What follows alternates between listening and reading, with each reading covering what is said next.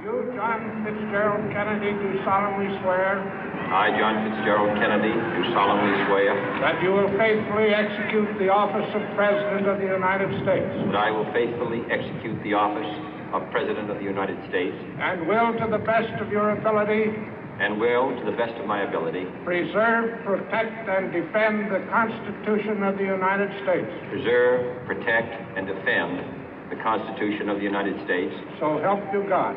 So help me God.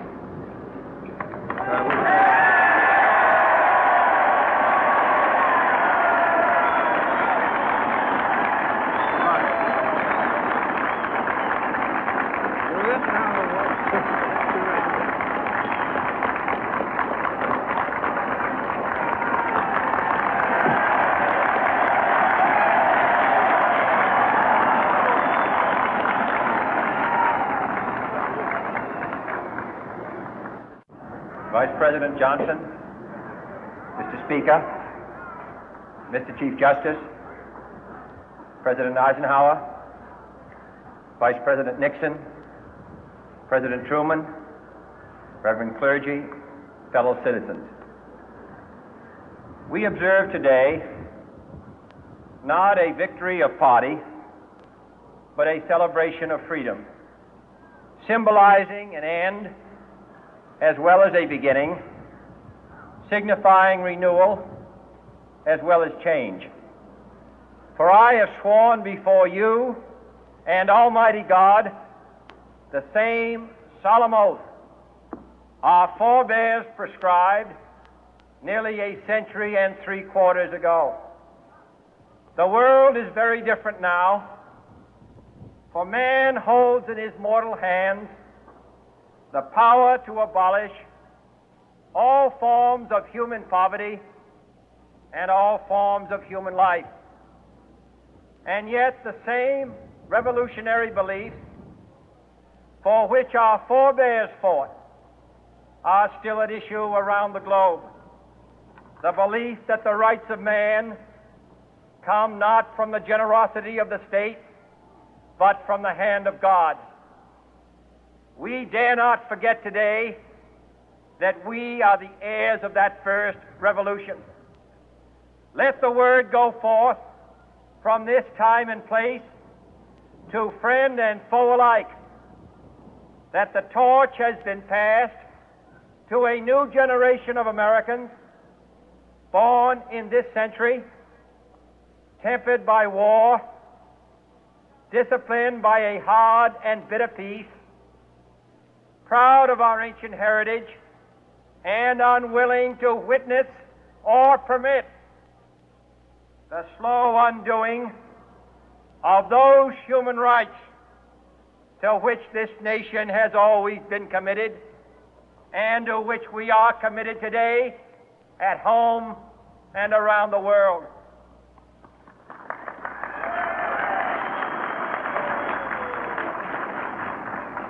Let every nation know, whether it wishes us well or ill, that we shall pay any price, bear any burden, meet any hardship, support any friend, oppose any foe to assure the survival and the success of liberty.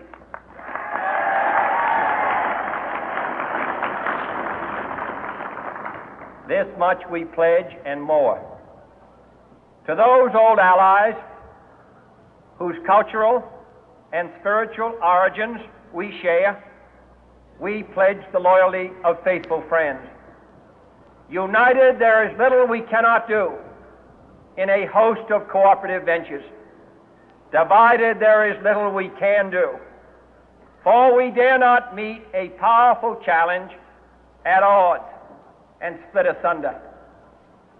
To those new states whom we welcome to the ranks of the free, we pledge our word that one form of colonial control shall not have passed away, merely to be replaced by a far more iron tyranny.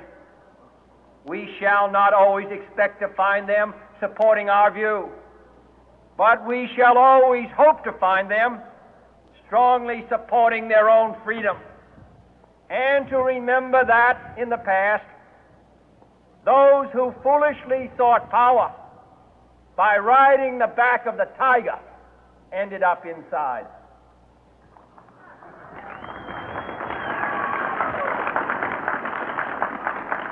To those people in the huts and villages of half the globe struggling to break the bonds of mass misery, we pledge our best efforts to help them help themselves for whatever period is required, not because the communists may be doing it, not because we seek their votes, but because it is right.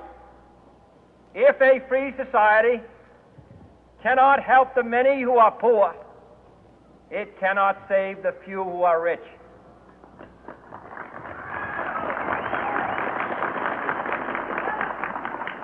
To our sister republics south of our border, we offer a special pledge to convert our good words into good deeds, in a new alliance for progress, to assist free men and free governments in casting off the chains of poverty.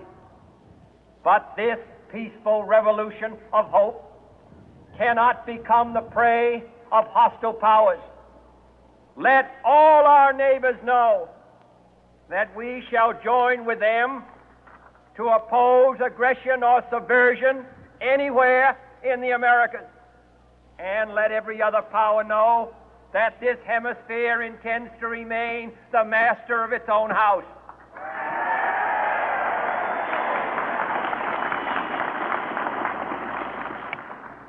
To that World Assembly of Sovereign States, the United Nations, our last best hope, in an age where the instruments of war have far outpaced the instruments of peace, we renew our pledge of support to prevent it from becoming merely a forum for invective, to strengthen its shield of the new and the weak, and to enlarge the area in which its writ may run.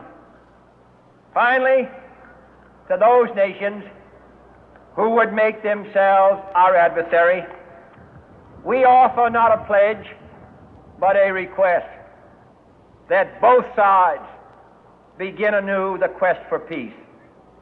Before the dark powers of destruction, unleashed by science, engulf all humanity in planned or accidental self-destruction, we dare not tempt them with weakness, for only when our arms are sufficient beyond doubt can we be certain beyond doubt that they will never be employed.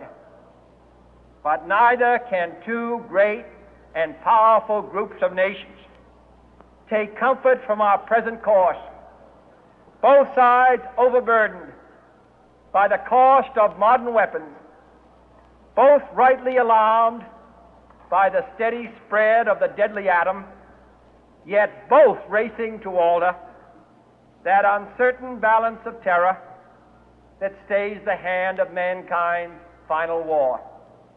So let us begin anew, remembering on both sides that civility is not a sign of weakness, and sincerity is always subject to proof. Let us never negotiate out of fear, but let us never fear to negotiate.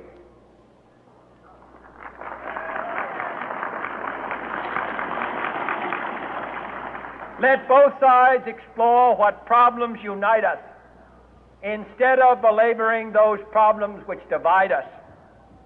Let both sides, for the first time, formulate serious and precise proposals for the inspection and control of arms, and bring the absolute power to destroy other nations under the absolute control of all nations.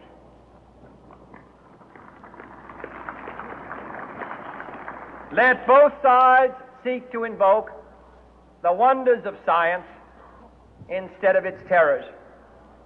Together, let us explore the stars, conquer the deserts, eradicate disease, tap the ocean depth, and encourage the arts and commerce.